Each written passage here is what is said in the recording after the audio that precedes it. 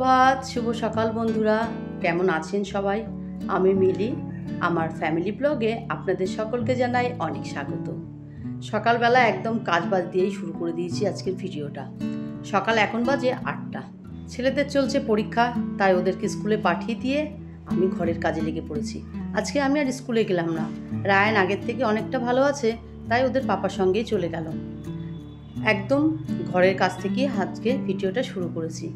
আজকে একদম এই ঘরটা না ডিপ ক্লিন করবো, মানে আমার এই বেডরুমটাকে একদম ডিপ ক্লিন করবো আর নতুনভাবে সাজিয়ে তুলবো। আসলে ঘরের আসবাবপত্র যদি এদিক থেকে ওদিকে একটু করা যায় না, তাহলে ঘরটারও পরিবর্তন হয় আর নিজেদেরও দেখেও না একটু শান্তি লাগে, একটু চেঞ্জ হয়, তখন ভালোও লাগে। আমিও সেটাই করবো আজকে ভাবছি। দেখা যাক কতটা কি করে উঠতে পারি। বাড়িতে এখন কেউ নেই, আমি একা, তাই ভাবলাম ঘরগুলো একদম ভালো করে আগে ঝেড়ে পুছে ঠিকঠাক করে নিই। আগে ঝুলগুলো ঝাড়তে হবে, ওয়ালগুলো ঝাড়তে হবে, তারপরে অন্যরকম করে একটু গোছানোর চেষ্টা করব। চলুন, কাজে হাত দিয়ে ফেলেছি, এক এক করে কাজ করি। সকালে শুধুমাত্র কয়েকটা বিস্কুট দিয়ে 1 কাপ চা খেয়েই কাজে হাত দিয়েছি। রান্না করব আজকে চিকেনটাকে ম্যারিনেট করে রেখে এসেছি, আর একটু পরে গিয়ে ভাত আর চিকেনটা একভাবে বসিয়ে দেবো। আগে সকালের দিকে একটু কাজগুলো করি নেই, কারণ এই সময়টা ছেড়ে দিলে না আর কাজ করার এনার্জিটাই থাকবে না। আর একবার যখন কোনো কাজে মন লেগে যায় না, পরপর সব কাজই করতে ইচ্ছা করে, আর মনে হয় এটা পরিষ্কার করি ওটা করি, এইভাবেই করতে থাকি। চলুন, ঘরগুলো তো আগে ভালো করে ঝেড়ে নিচ্ছি, কারণ ওয়ালগুলোতে দেখছি প্রচুর ধুলো পড়েছে।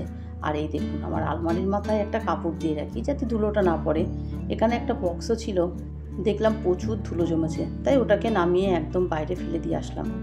আসলে কি বলুন তো, শরীরটা কয়েকটা দিন তো খারাপ ছিলই, কয়েকটা দিন মানে প্রায় 1.5-2 মাস মতো আমার শরীরটা অসুস্থ ছিল। ঘরে যে ডিপ ক্লিন করে কিছু করব একটুও করতে পারছিলাম না। আর এই দেখুন, এই ওয়ার্ড্রপটার পেছনে কত ধুলো জমে আছে। আলমারিটা তো সরানো আমার পক্ষে একা সম্ভব নয়, নাহলে ওটাকে সরিয়ে পরিষ্কার করতাম। আর এই ওয়ার্ড্রপটার মধ্যে রায়ানের বই থাকে, এরকম রিজুরও একটা আছে, দুজনের দুটো আছে। এটাকে সরিয়ে ফেলেছি, কারণ এটা আমার পক্ষে সরানো সম্ভব। আর কম্পিউটার টেবিলটা, মানে টিভি রাখা আছে যে টেবিলটায়, সেটাও সরিয়ে ফেলেছি। এবার তো মুছতে হবে।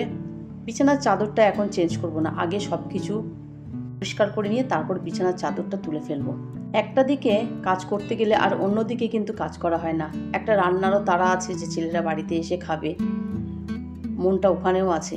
কিন্তু ভাবলাম যাক, আজকে একটু এদিকে সময় দিই, কারণ একা হাতে সংসার তো, কোনটা ছেড়ে কোনটা করব বুঝে উঠতে পারি না। আর সব ঘরগুলো তো একদিনে পরিষ্কার করাও সম্ভব নয়।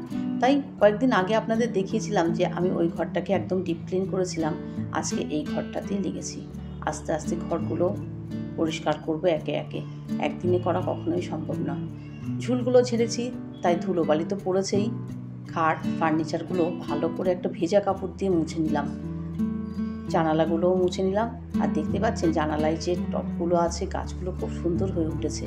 পুরো জানালাটাই আজকে না খুলে দিলাম, একদম আলো ঢুকছে, তাতেই ফোকাসে একদম সাদা হয়ে যাচ্ছে। এই দেখুন, কিছু কি পরিবর্তন লক্ষ্য করলেন? এখান থেকে যে বইয়ের ওয়ার্ড্রপটা ছিল সেটা কিন্তু বাইরে বের করে দিয়ে ড্রেসিং টেবিলটা ঘরে নিয়ে চলে এসেছি। ঘরটর তো মুছে ঝাড় দিয়ে পরিষ্কার করে ফেলেছি, ঝুলও ঝাড়া হয়ে গেছে, ফার্নিচারও মুছে ফেলেছি। এবার ঘরটাকে একটু সাজানোর পালা। কিভাবে সাজাবো? সবার প্রথমে তো পর্দা কিনেছি, সেগুলোই আপনাদেরকে একটু দেখিয়ে নিই। একটু ডিপ কালারেরই পর্দা কিনলাম। কেন বলুন তো, বেশি লাইট কালারের পর্দা কিনলে না খুব নোংরা হয়ে যায়, দেখতে খুব বাজেও লাগে। যেহেতু রাস্তার ধারে বাড়ি না, ধুলোটাও সেই পরিমাণে। চলুন পর্দাগুলো একে একে লাগিয়ে নিই। কেমন হয়েছে পর্দাগুলো, আর লাগানোর পরে আমার ঘরটা কেমন লাগছে সেটা অবশ্যই আমাকে কমেন্ট করে জানাবেন। পর্দাগুলো তো লাগিয়ে নিলাম। পর্দা লাগানোর পরে ঘরের লুকটা কিন্তু একদম চেঞ্জ হয়ে যায়। দেখবেন যে কোনো ঘরে একটা পর্দা লাগিয়ে দিলেই কিন্তু ঘরের লুকটা চেঞ্জ হয়ে যায়। আমিও পর্দাগুলো চেঞ্জ করলাম। ওই পর্দাগুলো বেশ অনেক দিনই হয়ে গেছে, তাই ভাবলাম যে একটু অন্যরকম পর্দা লাগিয়ে দেখি। এদিকে তো পর্দা লাগানো কমপ্লিট হয়ে গেছে। আরও টুকটাক কয়েকটা জিনিস আমি অর্ডার দিয়ে কিনেছিলাম, সেগুলো কোনো একটা ভিডিওয় কিন্তু আপনাদেরকে দেখিয়ে দিয়েছিলাম। সেগুলো দিয়েই আজকে ঘরটাকে ডেকোরেশন করব। মানে বলতে পারেন খুব কম খরচেই, কম বাজেটের মধ্যেই আমি আজকে আমার রুম ডেকোরেশনটা করছি। আর এদিকে দেখতে পাচ্ছেন এই ফুলদানিগুলো তো আমার ছিলই। সকালবেলা কাজে হাত দেওয়ার আগে এগুলো পরিষ্কার করে রোদ্দুরে দিয়ে দিয়েছিলাম। এদিকে ঘরের কাজ করতে করতে ফুলগুলো কিন্তু শুকিয়েও গেছে। চলুন এবার ঘরটাকে একটু সুন্দর করে সাজিয়ে গুছিয়ে নিই। ইতিমধ্যে ছেলেরা বাড়িতে চলে এসেছে, আর আমি কিন্তু ওইদিকে রান্নাটাও করে এসেছি। সব তো আর আজকে শেয়ার করতে পারছি না। আমার বড় ছেলে এসে আমার কাজে হাত দিয়ে দিয়েছে, আর দেখুন আমার থেকে কতটা লম্বা হয়ে গেছে। আপনারা হয়তো জানেন না যে আমার বড় ছেলে এখন পড়ে ক্লাস 8-এ, আর দেখে মনে হচ্ছে একদম বড়সড় হয়ে গেছে। যাই হোক, এই দেখুন এগুলো আমি কিনেছিলাম অনলাইন থেকে, আপনাদেরকে দেখিয়েছি। একটু ঘরটাকে সুন্দর করে সাজিয়ে গুছিয়ে দিলাম, একদম ওয়ালে মেরে দিয়েছি। আর তার সঙ্গে এই যে ছোটো ছোটো ফুলদানিগুলো কিনেছিলাম সেগুলোও দিয়ে দিলাম।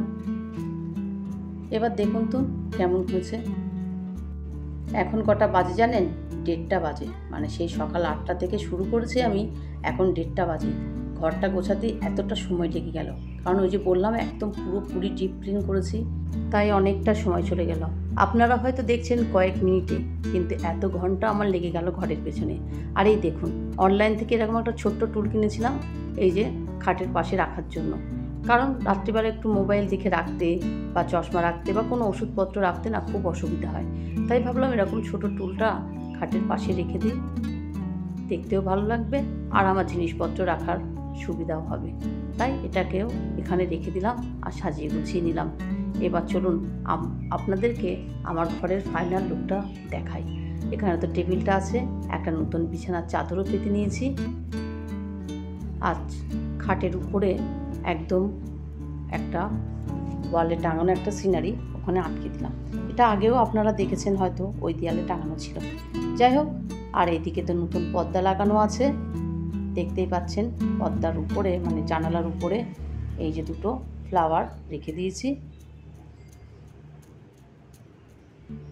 ওই যে বললাম একটু অন্যরকমভাবে সাজাবো ঘরটাকে, মানে আজকে একদম ঘরের লুকটাই চেঞ্জ করে ফেলেছি। আমার এই রুম ডেকোরেশনের ভিডিওটা আপনাদের কেমন লাগলো অবশ্যই আমাকে কমেন্ট করে জানাবেন, কারণ আপনাদের কমেন্ট পেলে আমি খুবই উৎসাহিত হই এবং আপনাদের কাছেও পৌঁছে যাই।